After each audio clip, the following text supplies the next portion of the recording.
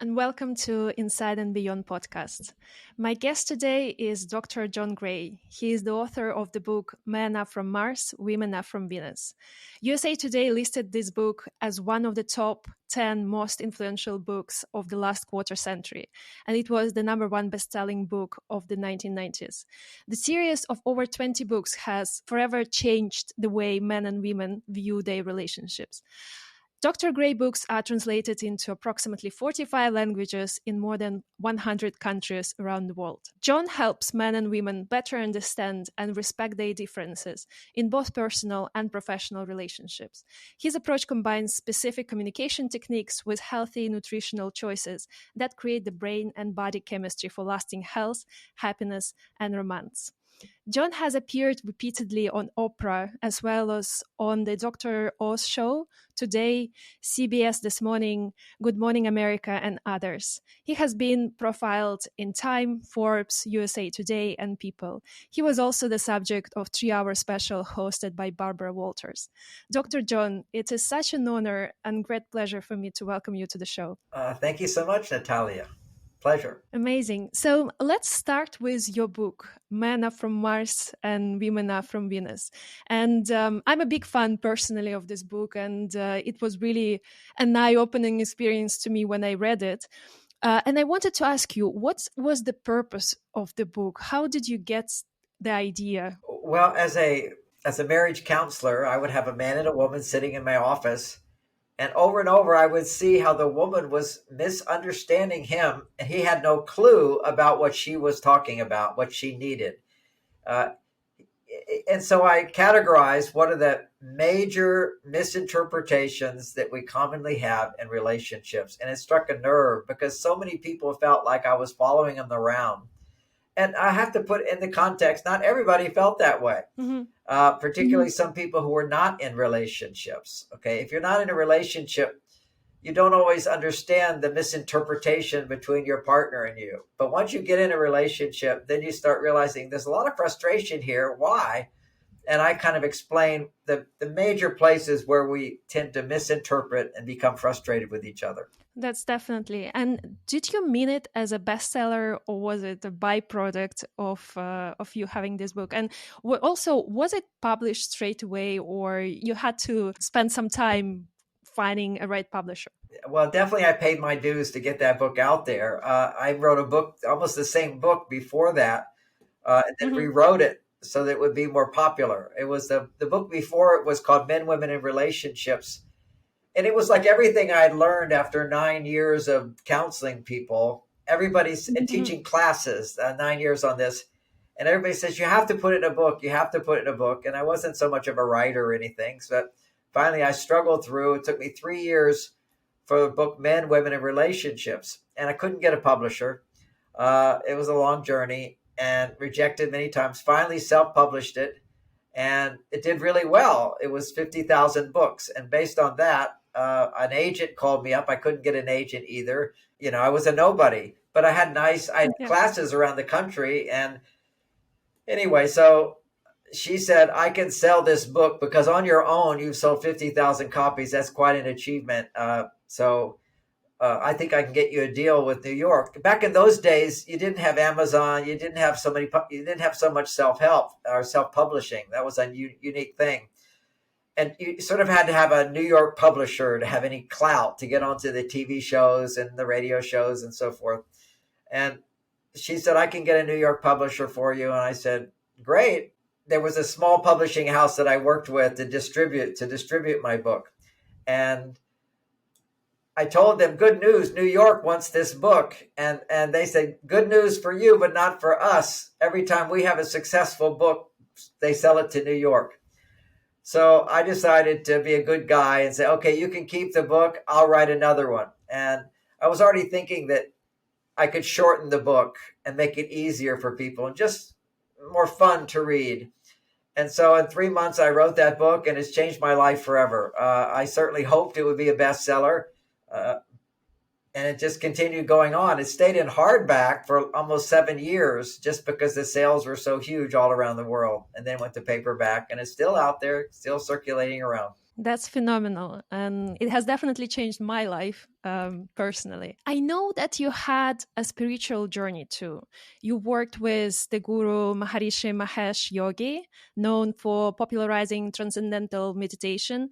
And I also know that you visited a well-known Indian guru, Paramahansa Yogananda, who introduced the Western world to the teachings of Kriya Yoga.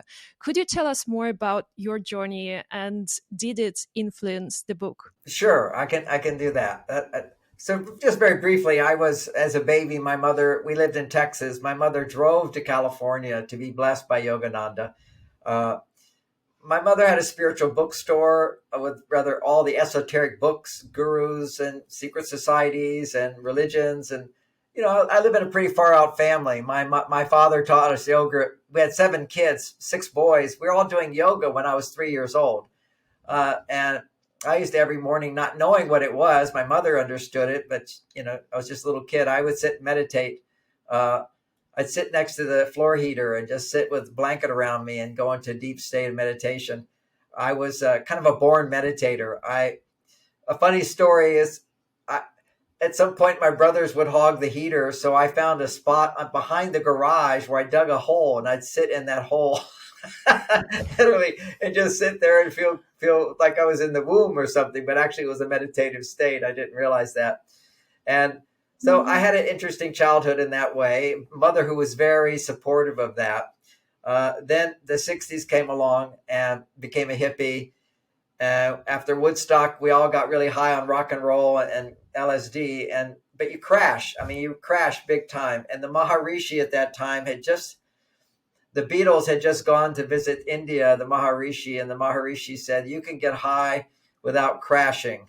And I thought, that's for me. That's for me. And so I went off to study with the Maharishi. I became his personal assistant. I taught his teacher training programs in Europe. I was a celibate monk for those 9 years. I was a top level meditator, we'll put it that way. And they did research on my brain. And so I got a kind of enlightenment from that and felt, I didn't really need a teacher anymore. The teacher was inside. And so that draw that I had to him just sort of disappeared, although we're still good friends, or we're still good friends. He's passed on.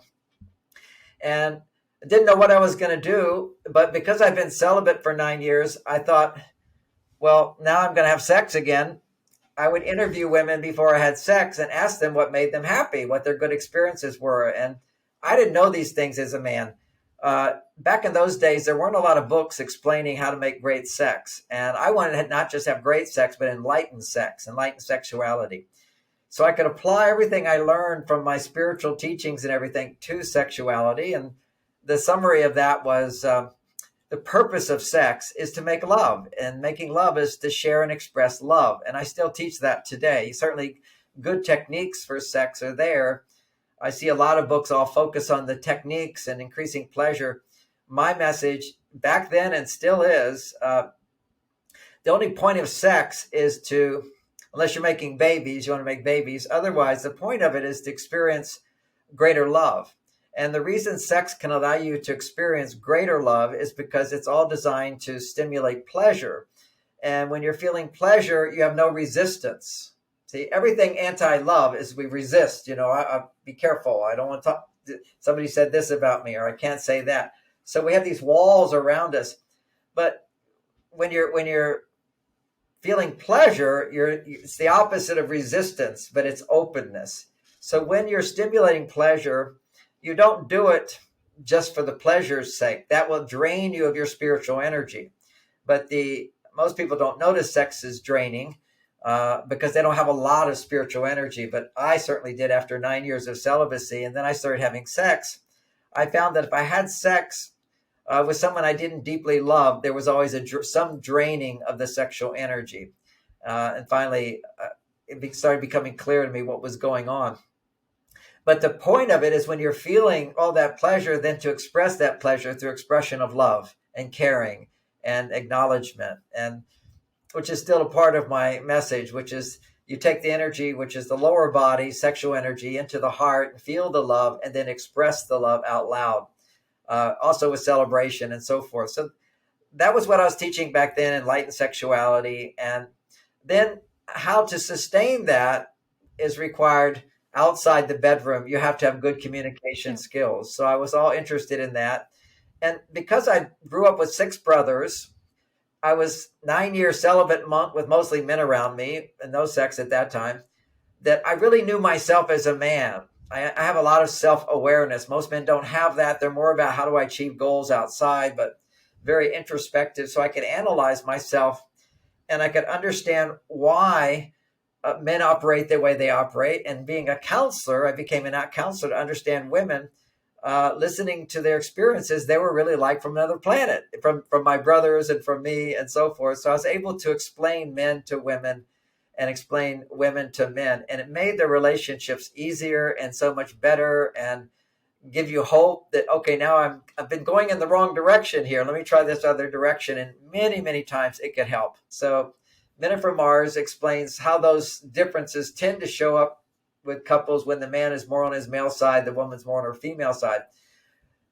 Because the world has changed and women are so much more independent, sometimes they're on their male side. So I wrote another book, which I think you'll love as well. It's called Beyond Mars and Venus. So what happens in relationships when they're not as traditional, where the woman is more the provider, the woman is more independent?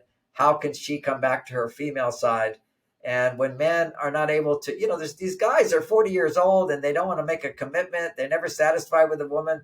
That's because they're all on their female side. They're looking to a woman to make them happy rather than looking to their work and their character and their actions to make them happy. That's so very true. I can definitely speak from my own experience that I sometimes feel I'm on the male side, and I definitely feel that so many men experience their female side and don't know how to deal with that. So what would be then, I understand there are multiple techniques to kind of get in touch better with your female or male side. What would be the key ones out of those? Let's say if I am a woman and I feel like I'm more on the male side, how do I get in touch with my feminine side more? The primary hormone that makes us masculine as opposed to the hormones that make us feminine, and this all happens with our chromosomes. There's the Y chromosome, there's the sex differentiation chromosomes, and the Y chromosome gives 23 genes, that's it, that are different in a man than a woman. I mean, we've got 20,000 genes, right? But there's key genes that make make men inverted to females in certain ways. And particularly it shows up with sex organs, of course, but the way it shows up is the hormones that regulate the sex organs. So evolution-wise, these are the most important hormones to motivate us, because evolution stops if we're no longer motivated to have sex with each other. An interesting study of rats, not that we're rats, but we can learn a little bit from them, is they had several years, they put these rats in a city of rats where they gave them everything they needed. So there was no danger, there was no scarcity. And after a couple of generations, all of the males became homosexual and the females didn't want to have sex anymore. And so they didn't have babies. The females were all into how they look. So it's a little, the attraction between male and female seems to be diminishing in the world today, again, because we don't have, to a certain extent, we have everybody doing things for us. The government does so much for us, and there's so many programs to help us. And, in America, if a woman's got a boyfriend and they have a son or a daughter, she gets government money as long as she doesn't stay married. I mean, so there's a lot of incentives to keep us from committing. Prior to birth control, sex was a serious matter. It was a life and death matter. You make babies out of it. And so men were highly motivated to get married, highly motivated to make a commitment, to pledge, to earn a woman's love and approval just because he needed sex. I mean, they were desperate for sex. What do I have to do for sex?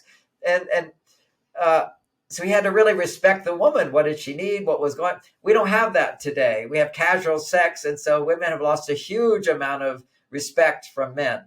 And when they lost that respect, then they found the respect by becoming like men. So if I make a lot of money and I'm accomplished and I've got degrees and I can do this, then they get respect that way.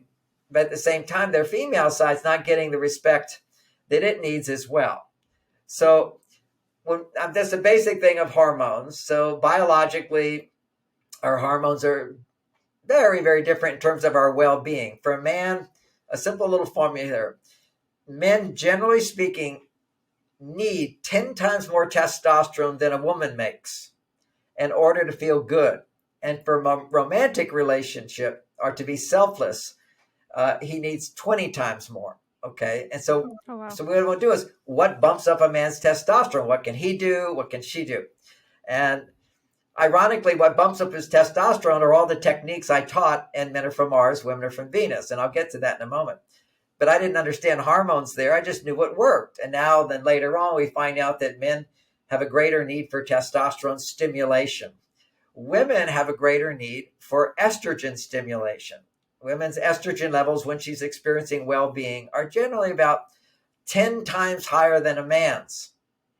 So, and for her to be romantic and to actually have orgasms, it needs to double. So she needs 20 times more estrogen than a man to experience romantic attraction. Okay, so that's a simple thing. You can look it up on the internet. It's quite easy to see the basic differences in our hormones. Then you can see that another interesting dynamic here is when they do these big studies on men's testosterone levels, they see that the men for their age who have the highest testosterone are single men. And then the next level down are men who are in a committed relationship. And the next level down is married men. So once you get married, if you're a man, your testosterone on average drops. Now mine didn't, but it does on average. We're looking at averages here, right? Because there's a lot of exceptions. Mm-hmm. Then when he has children, they drop again. So generally speaking, the men with the lowest testosterone have children, and even lower than that is grandfathers. Now, I'm a grandfather, 5 grandchildren, 71 years old. My testosterone levels are 50% higher than when I was a young man. So this is why, because I have relationship skills that I'm very conscious about in my relationship. But most important, I'm very conscious of not producing too much estrogen. See, estrogen, whenever a man does what he likes to do and enjoys to do, fun, I'm going to have fun, play a video game, go online, do porn or something, feels good, that's estrogen stimulating. Huge estrogen. Oh, really? Yeah. And porn will produce testosterone, a surge of it, and it'll crash down and estrogen will go up.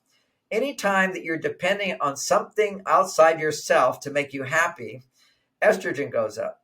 That's why women are more conscious of their need for relationship than men. In a relationship, you're depending on your partner to a certain extent to make you happy, to see you, to care for you, to back you up, to acknowledge you, to say you're beautiful. You know, all these things that we all would like to have. Women are more aware of their dependence on that. Men are more aware of instinctively, I have to be able to do something in order to get that love. I have to accomplish, I have to achieve, I have to make money, I have to get this done, I have to be strong. It's what he has to do, be and do that makes him worthy of love. So that's always going to be his first priority if he's on his male side. When you're on your female side, your first priority is, where can I get what I need?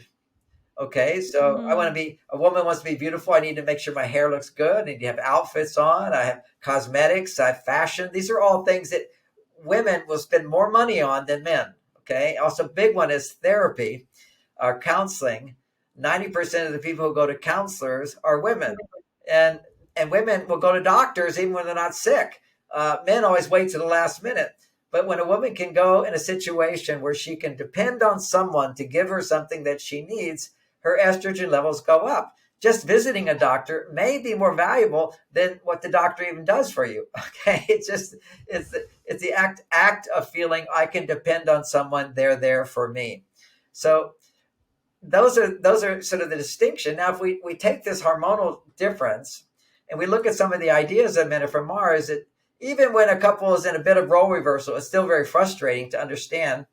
A man, he will tend to, when he's stressed, challenged in some way, he will detach. That's called low-level stress. So let's say I'm having a conversation with your partner and maybe you're complaining a little bit or saying something that is a little threatening to him. Instantly, he'll detach. And you kind of go, what happened? What's going on? Is he mad at me? He's not mad at you. He's just like considering, why is she saying that to me? What does it mean? Or do I really have to do something? Did I make a mistake? So just a little pondering. What will happen is he needs a little burst of testosterone to handle that. Okay, because testosterone Mm. keeps you as a man from being upset. One of the things that can increase testosterone is to listen to somebody and not talk too much unless you're solving a problem. So, what psychology's done today is it convinced women that the solution to all your problems is to get a man to talk. But actually, the solution to all your problems is to get a man who'll listen to you while you talk. He might talk a little bit, but most men, they tend to want to always solve problems because that's what produces testosterone. See, if I can solve a problem and be acknowledged for it and anticipate success. So whenever a man anticipates I can be successful, I can be helpful, I can make a difference, testosterone goes up. Now keep in mind, as I say this, that's true for women too. Okay. It's just that testosterone doesn't lower a woman's stress level. Mhm. Testosterone lowers a man's stress level. Estrogen lowers a woman's stress level. So if a woman is stressed, what will happen? Her estrogen levels will start to drop. At that time, the first stage of stress for a woman is 8 times more blood flow in the brain to the emotional memory.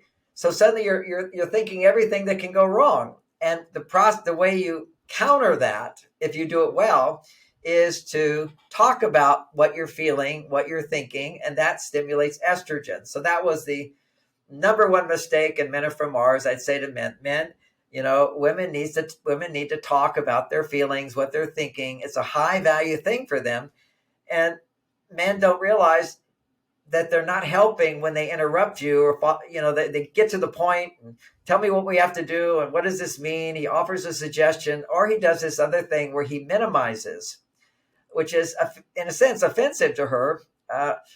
Dismissive of her. It doesn't work. He's trying to help, but he'll often go, it's not a big deal. Oh, well, that's silly. Oh, you can't be serious. And because see, I could do that with another man and he would like it.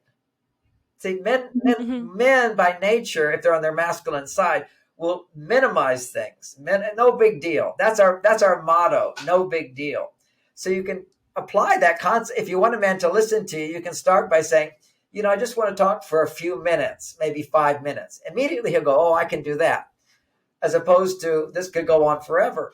That's first thing. Then you would say something like, and it's not a big deal, but I just want to share what's going on. I like to connect with you. Then he'll be there for 5 minutes, eventually 10 minutes, maybe even longer. Full attention. And because he needs to be thinking, I'm doing something by not doing Mm. something. Okay. It's a little Yeah. paradoxical. So you have to give him sort of a role. I just need you to listen. You don't have to say anything. Actually, for a few minutes, I prefer you not say anything. Then he'll really listen in there. So that's one of the ideas of Men Are From Mars, and I expand it more in my book Beyond Mars and Venus, which is talking about the hormones. But so the idea in Men Are From Mars is, look, you need to ask questions. So for the guys listening, here are the questions. Help me understand that better, you'd say to her. Or you say, oh, tell me more. Or you'd say, well, what else? These are just ask questions, show interest, and don't interrupt her, and don't get upset with her. If you get upset, you lose everything. Okay, you're getting points while you're listening, and you get upset, you lose them all. Mhm. Uh, and arguing, what men have to know, and I think it's very helpful for men, is the recognition that when you're angry as a man and you talk, you will only get angrier. What's happening in a man's body is when he talks about, he's frustrated about something she said, or he gets a little angry about it. If he starts talking at that moment, his estrogen levels will rise, and that pushes his testosterone down. And then eventually he will pull away. Because when men pull Mm. away, and the reason we pull away is when we're connecting with you, we're making estrogen. But when we're making estrogen, we're not making testosterone if we're not feeling successful. Now, say I can connect with you, like right now, I'm connecting with you, I'm feeling connection, but I also know I'm anticipating success. You're smiling, you're nodding your head. So I'm like right in there. Now, if suddenly there was some opposition, then I wouldn't anticipate, if I'm not going to anticipate success, my testosterone would start to go down. Yeah, definitely. It was a very powerful idea that I definitely agree with. I need to talk to reduce my stress, and I don't need someone to solve problems for me. Whereas men are different, and I like that you brought it up. This idea of men sort of returning to his cave while women want to talk. But my question is, how do we feel this line between a man just going to the cave to fulfill his testosterone levels and when they actually getting distant from us because the relationship is not working. Some men go to the cave, but they don't rebuild their testosterone. There's a biological response to distance from their partner. But some men go to their cave. So I write about what men need to do in the cave. It's really, and women need to understand how to respond to men going to his cave. Remember, what increases testosterone is the anticipation of success. So if I have the belief in my head, which a lot of men do, that if I withdraw in the relationship, my partner is going to be mad at me. So therefore, I'm stuck in the cave because I can't anticipate success when I'm ready to come out. This is a really tricky thing. I remember at one point in my marriage with Bonnie where she said, we were in the middle of a little bit of an argument, and I said, look, I need to think about this because I never talk if I'm angry. If I start to get angry, I said, look, I just need to think about this. We'll talk tomorrow at 12 and postpone it. And I would, and I come back and talk about it. And when I came back to talk about what's going on, and first I have a kind of we have a ritual of when I've been in the cave for a while, I let her know I'm not mad at her by just coming in and kind of stroking her hair, offering to help, let her see that I'm friendly and nice again. Because it's shocking to a woman when he just completely disappears. I mean, emotionally, there's just a disconnect. And it's not about her. It could have been triggered by her. It could have been my work or anything else. But in this situation, it was a little bit of an argument with us. And when I came back, I stroked her hair and I said, you want to talk about that again? And she says, first of all, I want to thank you.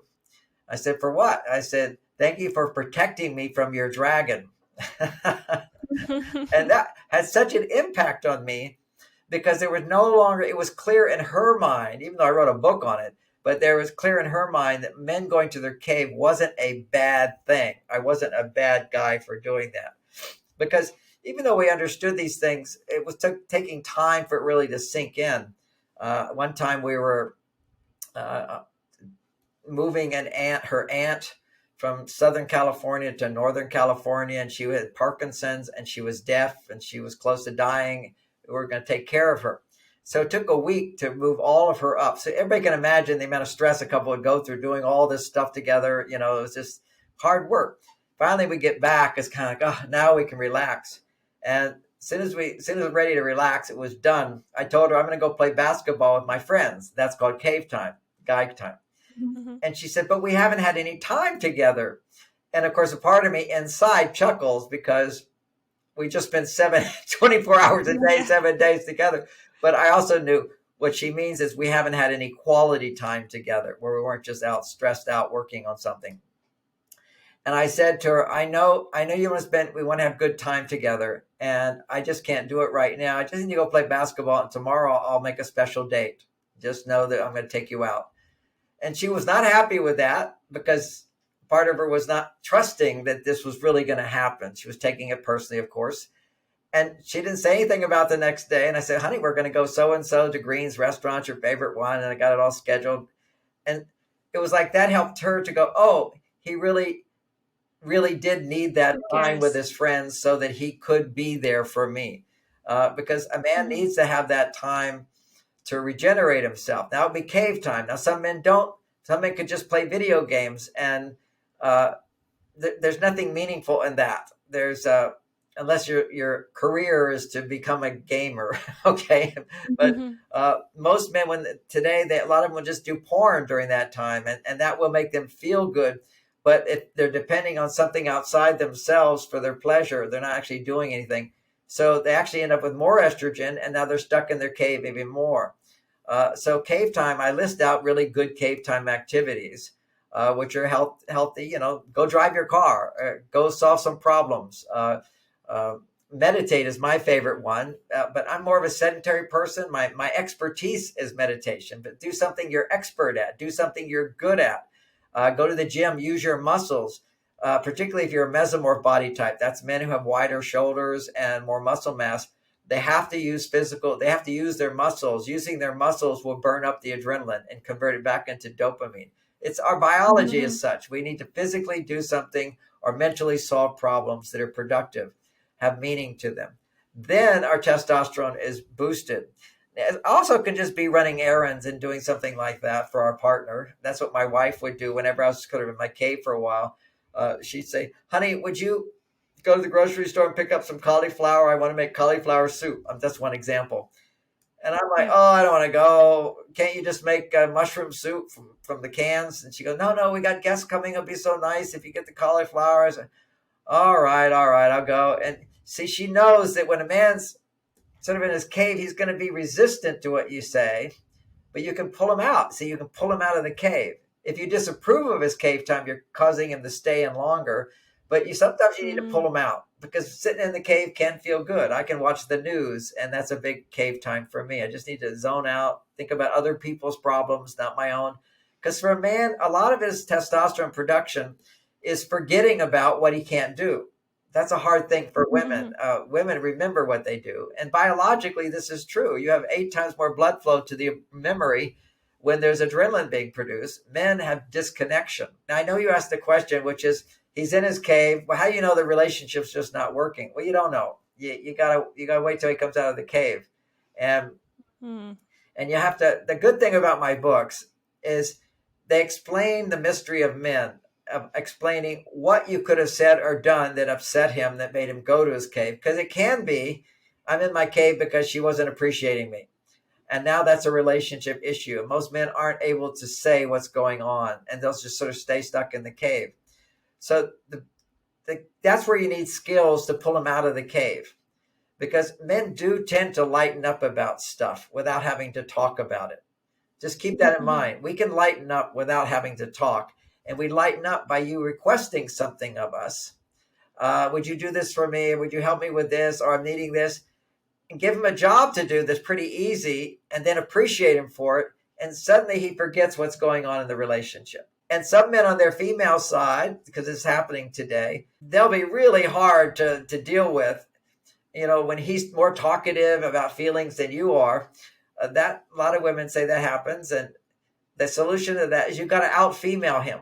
So if he's talking like he's sad sack, oh, this happened, I don't know if I can do this, and so said to me, it's really a turnoff when men do that, women tell me. And what you have to do at those times is out-female him, which is don't listen too much, but just say, oh, I can see why you think that. I can see why you feel that after that. Then immediately go into something about your life. You need to outdo him. You need to share your frustrations and your sorrows and your concerns. And then he goes into you rather than you going into him. That's the right balance here to produce the hormones we're talking about. That's super, super interesting. So just so I understand, there is a quality cave time and there is non-so-quality cave time. The quality of cave time means that a man is focusing on solving a problem and doing something for himself, by himself, as opposed to be dependent on others. Now, you mentioned that video games is not a quality cave time, but then you also mentioned that news watching is your quality time, which is also not really focusing on yourself. You're kind of solving problems of others. It's another strategy. It's forgetting your own problems by hearing other people's problems. And what about video games then? Maybe they are forgetting about their problems. Here's the issue with it. There's another dynamic other than just testosterone here. And that's the dynamic of dopamine. Okay, so dopamine is an addictive brain chemical. If you take cocaine, you produce a lot of dopamine. Moderate dopamine is healthy, right? Video games hook you in by stimulating more and more dopamine. The news hooks me in by stimulating more and more dopamine. But you have to put and that then raises testosterone without a doubt.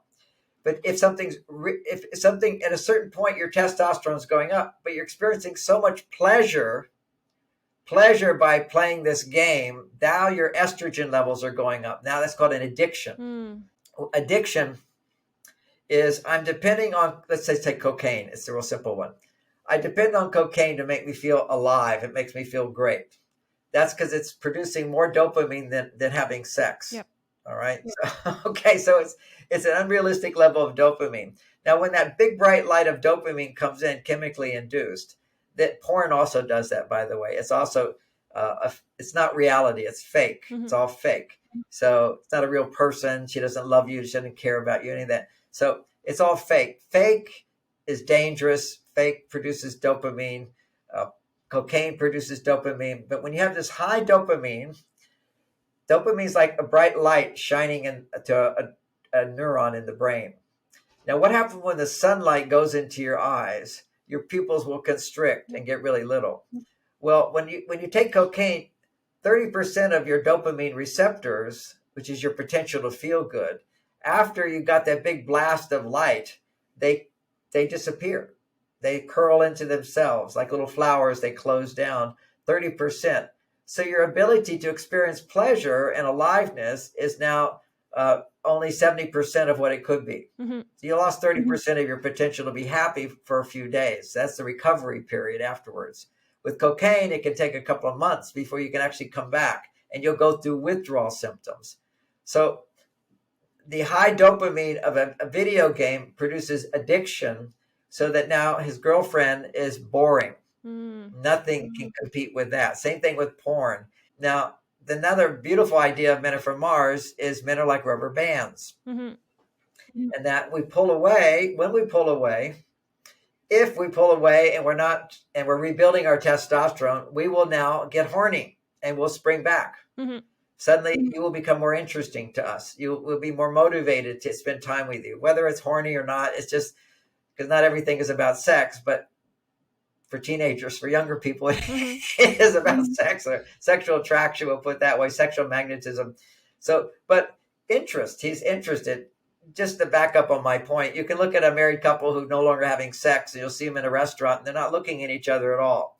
And then you see the man who's looking at his partner with full interest. That means they're dating, okay? Because it's new, it's different, it's producing a lot of dopamine, new and different. And that raises his testosterone, and it raises a woman's estrogen. That's why relationships have so much passion in the beginning, because there's newness. Newness will go away. For sure. Familiarity will set in. So then suddenly couples stop feeling that attraction. Now, with my method and what I'm teaching and why mine are so high is the relationship itself can produce testosterone and estrogen in women, testosterone in men, without depending upon dopamine. So I don't need a new and different partner or whatever. Matter of fact, I can't even imagine being a different partner than my partner. I mean, it would be such a letdown. There's so much love and so much connection, so much estrogen, but also so much testosterone, because I get messages. I make a difference with her. You know, she's constantly using little things to start with here for the women. Is you're dating a guy, you're married to a guy, whenever you have a chance, say something along the lines of, that makes sense. That's a testosterone booster. What a good idea. You know, sometimes you're really funny. I really admire that you did that. You have been so helpful. I don't know if I could have done this without your help. Oh, you're right.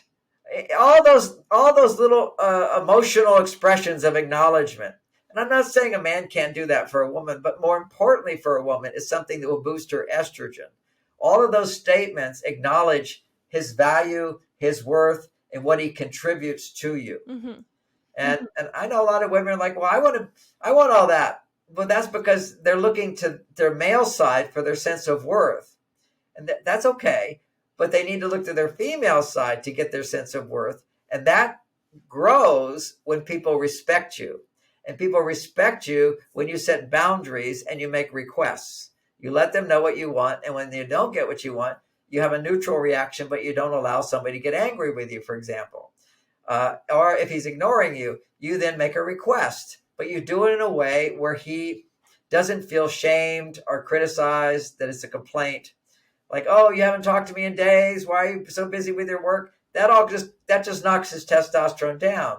As opposed to, I know you're working really hard, and I miss you sometimes. Let's spend some extra time tonight. Let's spend 20 minutes playing this game, and or let's schedule a date. It's the key with men is ask in a nice way as opposed to complaint. You see, every complaint is a request, but it's just a poor form. It just doesn't work. Complaints don't work.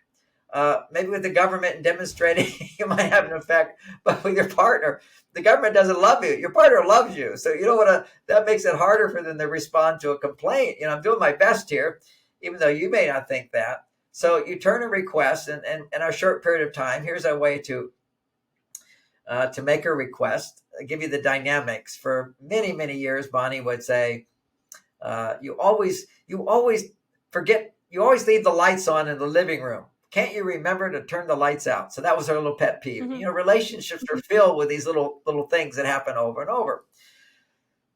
And it just didn't change. I would try to remember, but I would forget, and she'd be upset, and she'd look at me and put her hands on her hips. I can't believe you. I can't.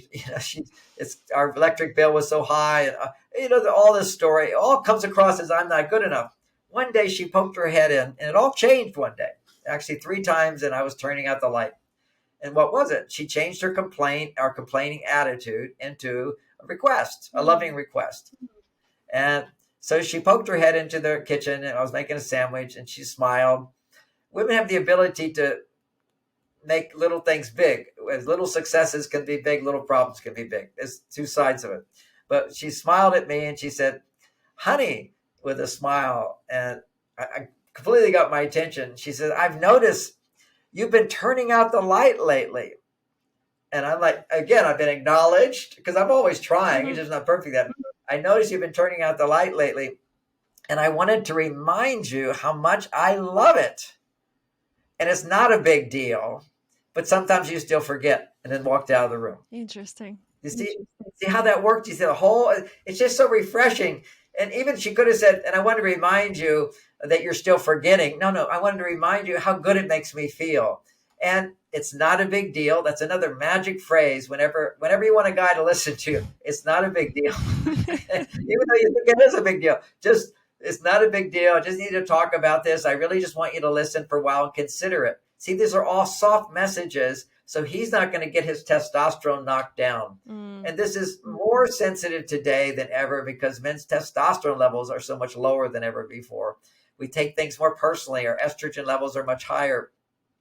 If you look at the average 20-year-old, compare his testosterone levels to the average 20-year-old 20 years ago, it's 20% less. Oh, wow. 20% less. And this is crazy. And that is what it was 20 years ago was way less than what it used to be. I mean, if you look at these pictures of the guys who worked on the railroads, I mean, these are like, look at these guys, the Spartans, see those movies of the Spartans. I mean, they live in the dirt, and they don't complain. They don't whine. They used to have these big battles, and men didn't even feel pain in those days. They'd be blood all over the place. They'd fight the next day. It's amazing how men have softened up. Now, softening up is a good thing, but too much softening up is not a good thing. Interesting. Find the balance. Find the balance. So essentially, you're saying that for men to get their testosterone boosted, we need to provide them with acknowledgement. And for women to get their estrogen boosted, then we need to establish healthy boundaries. Is that what you're saying? Yes, woman, what she can do, and men have to respect healthy boundaries. And what men have to do as well is demonstrate acts of caring. And if he doesn't, she needs to set a boundary, not make a big deal out of it, but make a request.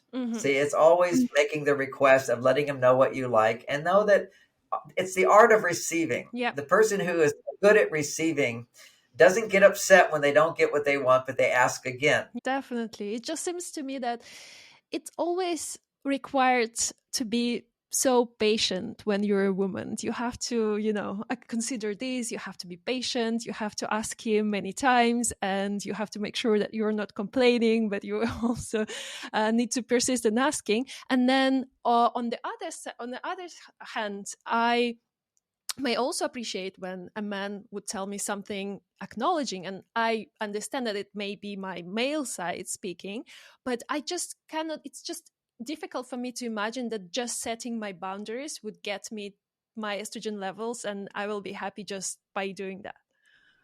Well, it's not just that. It's not just that. And the more you get what you want in a relationship, it won't feel difficult to be patient.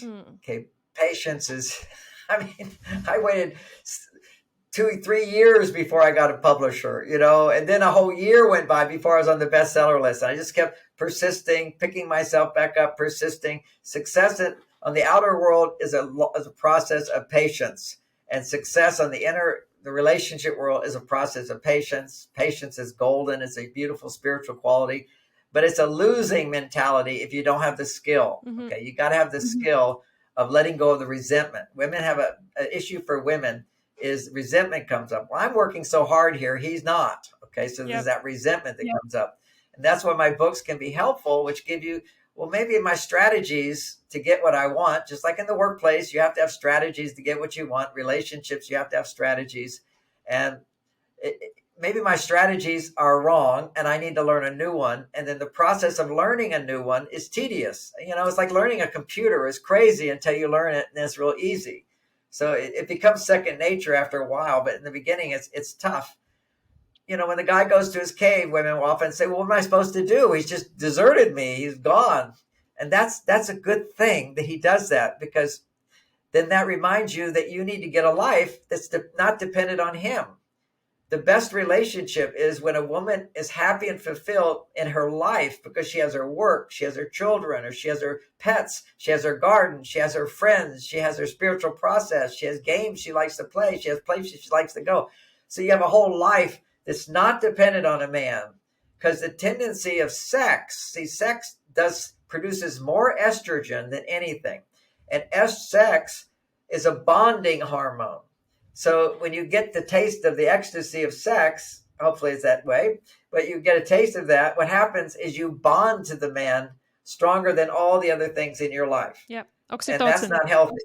Yeah. Yeah. Well, it's oxytocin as well. It's actually the estrogen that bonds, but oxytocin raises estrogen. Oxytocin is wonderful. It's the safety, which then allows you to depend on someone, and then you bond. And there's also the oxytocin there as well. But the whole idea there is we become unhealthy individuals whenever we become too dependent on any one aspect of our life. And so men are kind of a safety factor, which is, well, we won't get too dependent. We're going to pull away. If we get too dependent, we'll pull away. And that frees you to go, okay, I'm unhappy now. What do I have to do to be happy? And that's where you focus on other things. So you're not just sitting there waiting for him to change. Yeah. Because it's a balance. Everything in life is about finding that balance, and we help each other to find it. Yeah, it sounds so simple, but yet it's so difficult sometimes.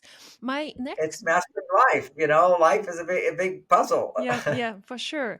My next question would be, like, we have discussed that it's healthy for men to have high testosterone levels and for women have high estrogen levels. Now, what if a man has more estrogen and a woman has more testosterone? Is it healthy, the relationship like this, or is it not? Well, let me just say the facts. Okay, here are the facts. First of all, I'm not saying high testosterone. I'm saying normal testosterone. Okay, just normal. Okay, every man has his normal testosterone levels.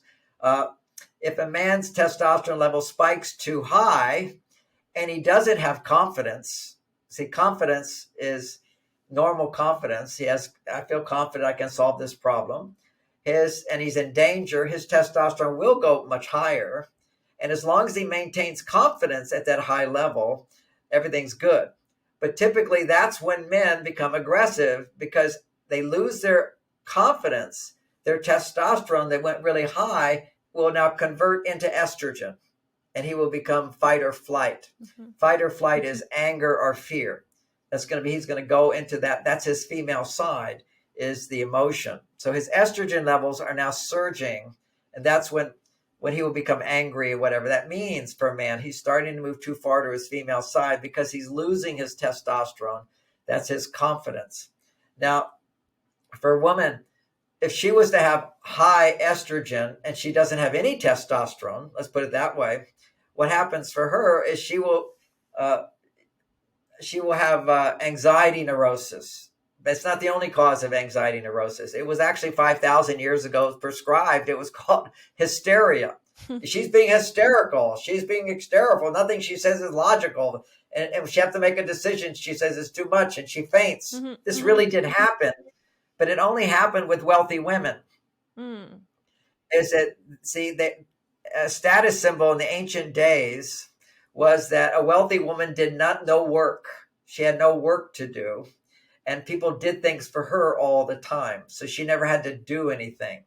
So that when you do things, responsibility, like being a mother and taking care of your children rather than having your maids do it, and cooking meals, being responsible rather than everything done for you. when everything is done for you, your estrogen levels can go too high, Yep. and that creates a problem. But that's not a problem for women today. It's very rare. The problem for women today is they're on their male side. Now, being on their male side, is that wrong? It's not wrong. It's just that if she's doesn't have a way to balance her testosterone with her estrogen, then she'll be infertile. And almost 40% of women today are infertile. They can't get pregnant, and that's primarily. You could look at it from different directions, but they're not making enough estrogen to get pregnant. There can be other dynamics that go with that. A big part of that is a deeper cause of it is cortisol, the stress hormone. Research on the stress hormone in women, at least it was done. Actually, this was old research. I don't know, it's been done since, but around the year 2000, when women were, feminism was trying to prove itself, and they said that, look, the workplace is not a friendly place for women, and they measured that the workplace, a woman in the workplace working with men, their women's stress levels were double, twice as high as a man's. Okay, so suddenly her stress levels are higher. And then when she comes home, her stress level doubled again. And a man's stress level went down as he went home. This is typically because men's brains are designed to forget the work world. It's hard for women to forget when they're on their male side. They're solving all these problems, but it's only their female side that they have to come back to lower their stress level. What you see hormonally is when a woman is experiencing stress hormones, her testosterone levels will be up, but her estrogen is down. That's the main thing. Testosterone, high testosterone woman, generally speaking, not a problem. If you have something called CPSO, I think CPOS, anyway, it's called estrogen dominance. That happens in the second part of her period, where she has estrogen dominance. And it's not that her estrogen is too high, it's that her progesterone isn't high enough. And progesterone goes down when women are making too much testosterone to sustain healthy progesterone levels. Since women have more balancing that has to take place. But when the body makes testosterone in a woman, it uses up progesterone. And after ovulation, progesterone levels need to become higher than your estrogen levels. You still need estrogen. What generates that, just so you know, is doing things that you really enjoy doing. So when you enjoy doing something, that's your progesterone. And to a certain extent, you're dependent on somebody else, but you're not fully dependent on them. You're doing what you enjoy doing, and you're dependent on them. So you may not enjoy going to see your doctor, but you're dependent on them. So that feels good, your estrogen. But there's another aspect of more like, what do I like to do in my life? I'm in charge of my life. So that's doing things that you enjoy doing. That's your progesterone. But as soon as you don't enjoy it and you feel it's a burden, your progesterone literally converts into testosterone. Just as for a man, when he has high testosterone, if he doesn't have confidence, which is cool, calm, and collected, then his testosterone converts into estrogen and he becomes aggressive, fight or flight. They see this with men who take steroids. This is testosterone, basically. They have testosterone injected into them. Then if they're in a traffic jam, then they become, this really, really aggressive. Male rage or whatever it's called. And that's actually the testosterone converting into estrogen. So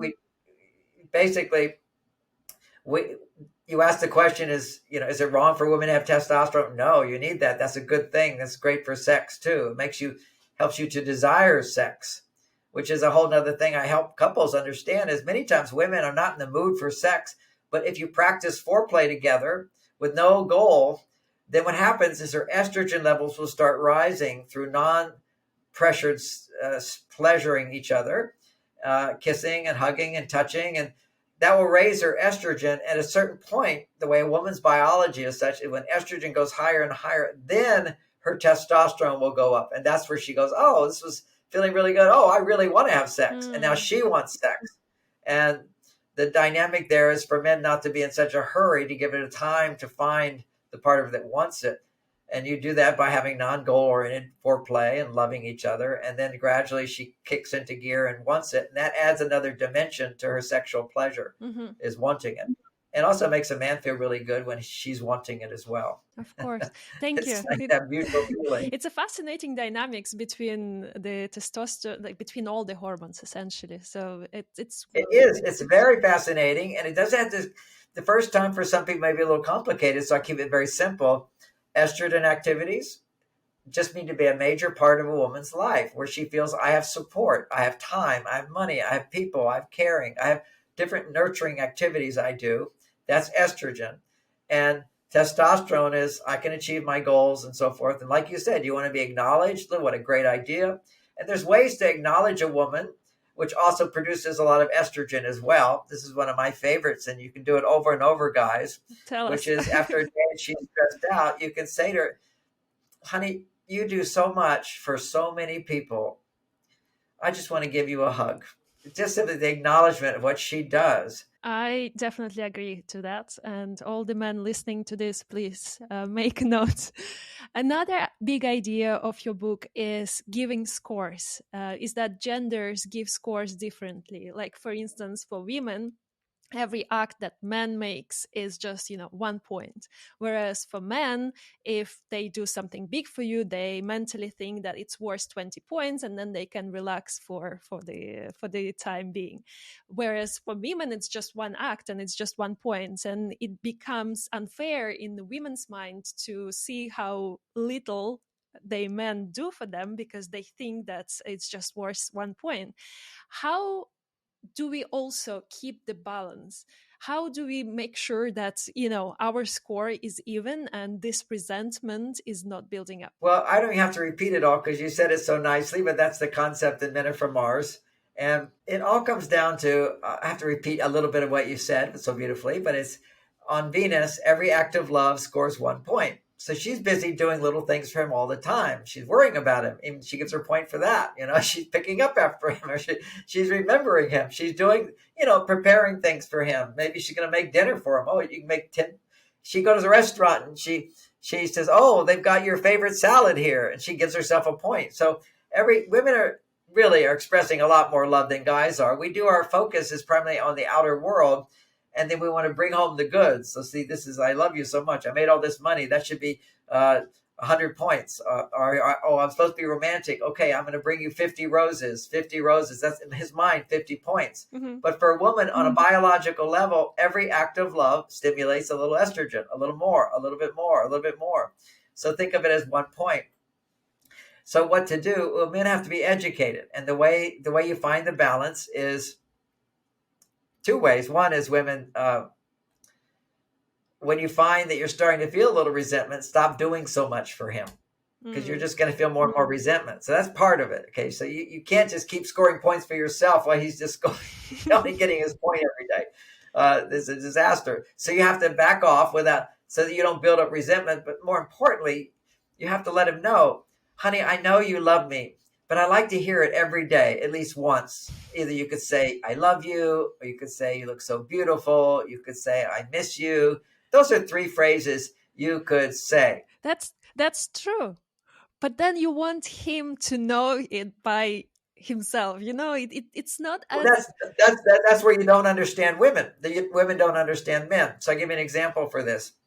He can feel those things. He doesn't know that they're going to be of value to you.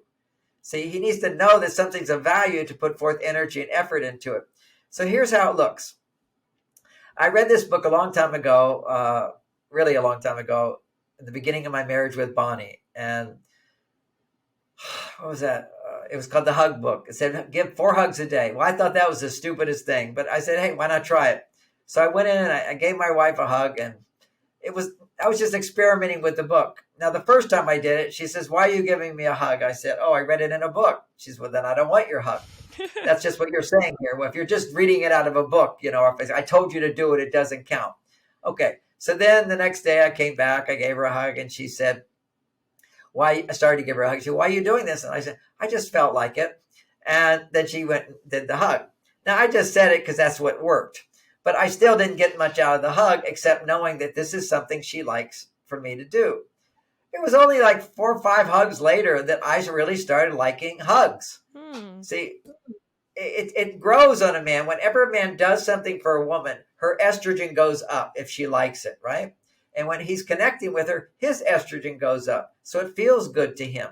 But he doesn't know it's going to feel good until he does it a few times and feels successful at it. He has to feel, I'm providing something for her that she would like, keep his testosterone up, and also connecting with her, his estrogen goes up. And now I love giving hugs. It's a rule. I mean, I don't miss it every day, 4 hugs a day. First thing in the morning, when she goes off, I give her a hug. When I come back, I give her a hug. Before bed, somebody hugs somebody. It's always me initiating it because that's the man moving to the woman. And then there's skill to this. I sometimes consciously don't notice that she's leaving to go to bed before me. And I say, oh, honey, you going to bed now? And she says, yeah. I say, oh, I want to give you a hug first. And then run. And running to give her a hug, that's a point. Giving her the hug, that's a point. Noticing when she gets her hair cut, oh, honey, you got your hair done. Looks beautiful. And, oh, you look so beautiful tonight.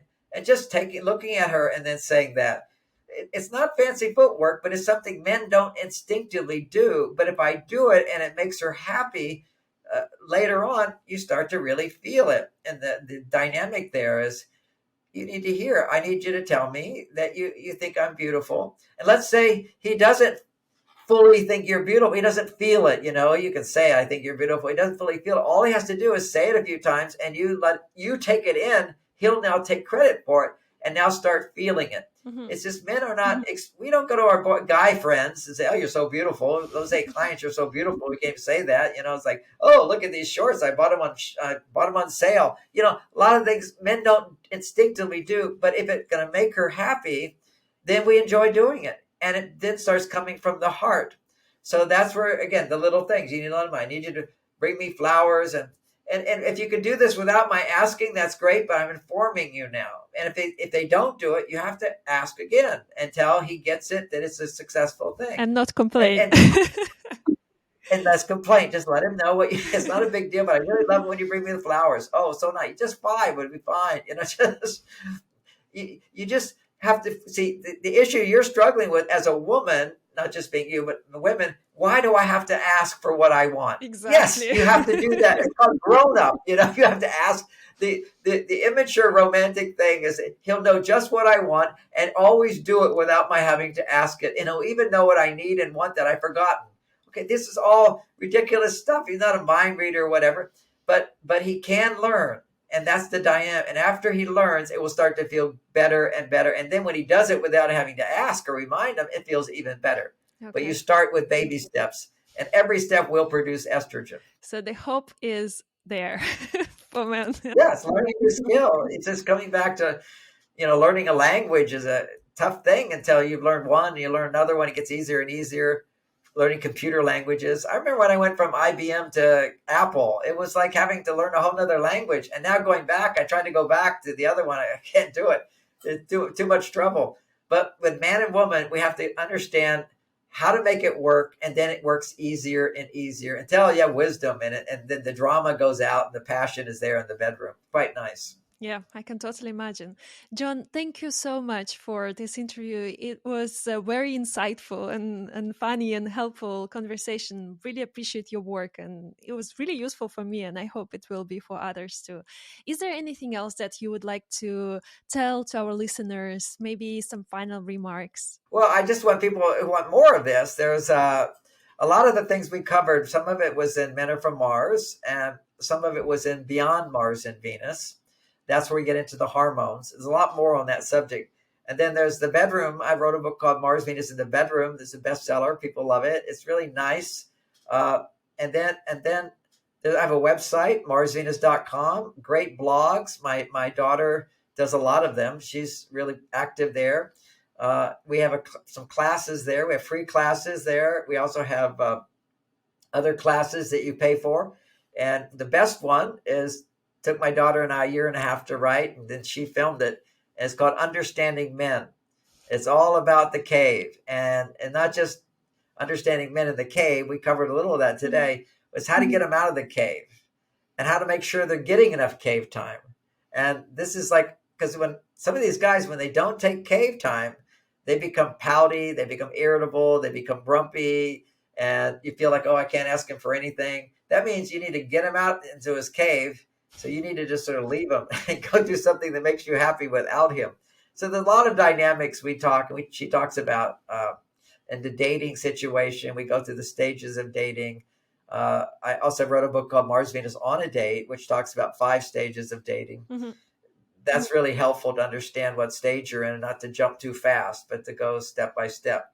So there's a lot of resources there at marsvenus.com, a lot of other books. And thanks for letting me share that, Natalia. And it's a pleasure talking to you. Of course. I will put all the notes and about the information in the show notes so the listeners can find it. And just out of the curiosity, what are the 5 stages of dating? Okay, well, there's the first stage is the attraction stage. The second stage is as soon as you start thinking this person's really special, there's something here, you go into the uncertainty stage. Just like if you're about to buy a house, you might wonder, do I really want to do this? And let's say you actually got to buying the house, you would actually hire someone to look at what's wrong with the house. And so how to get through the uncertainty stage before you make a commitment. I talk about the importance of not having sex till you have a commitment. Just lower. See, you're that setting that boundary of self-respect is what makes men respect you more. They won't respect you unless you set your boundary. So you don't have sex with them until you get to know them. You feel you're going to enjoy it as much as them. And most important, you're in a committed relationship. He's not out doing it with somebody else. These are just my values. I teach my values. You can have other ones, but that's the third stage is commitment. Because what happens, there's each one of these stages has their own challenges. Like at the uncertainty challenge is women start pursuing, looking for reassurance from him, mm-hmm. rather than backing off, giving him the space and looking for the reassurance that you really want to be with him. Yep. So a lot of techniques we do for that. Then the second one is there's so much on that during the uncertainty, not sabotaging the relationship at that point by being overly needy or asking questions, but also sending messages that you're in a positive state. Like a little text message once or twice a week, just letting him know as if he called you on the phone and said, hey, how was your day? Short little answer, and then throw on top of that answer something very feminine, like it was a beautiful day, rainbows are in the sky, I love that coffee, or whatever, something to show that you're not sitting by your phone waiting for him to call. That's too needy. Yep. So there's a lot of techniques in there. And then there's the commitment stage. To a man, once he makes a commitment, he feels like, okay, I've achieved my goal, and they start getting really lazy. And women notice that laziness and sort of want to ignite the relationship by giving more rather than learning to sit back and ask for more. And the art of doing that. Just so many challenges that come up. Then once you got that down, you feel really safe with this person. The fourth stage is intimacy. In that stage, you're going to really you're going to feel this need to share deeper feelings. And it's easy to feel very sensitive at that time, have hurt feelings come up, and how to communicate those feelings and how to realize that your past will come up to you and you're into your relationship and how to deal with it at that time, because your heart's really starting to open up like never before. And so how to process that without having huge dramatic arguments and fights and whatever. And but also to continue being intimate, which is to reveal your vulnerability, which is very, very important for the woman to do, more important for the man to learn to respect that vulnerability and be understanding and compassionate. Then comes the confidence. When you get through sort of that, is the confidence to get engaged and how to make sure that you don't run off and get married after you're engaged. Engagement time is the easiest time in a relationship because you've got this certainty as your future's insured to a great extent. But there's the normal problems that you'll have are easy to solve because you still have an out. You still have an out, okay? You still can change your mind. And so they're not big problems. But once you get married, you're suddenly put in a situation where you're problems, okay? What kind of color sofa are we going to have? How are we going to save our money? And do we want children? Do we not want children? And how much can we put in the bank account? A lot of big problems happen then.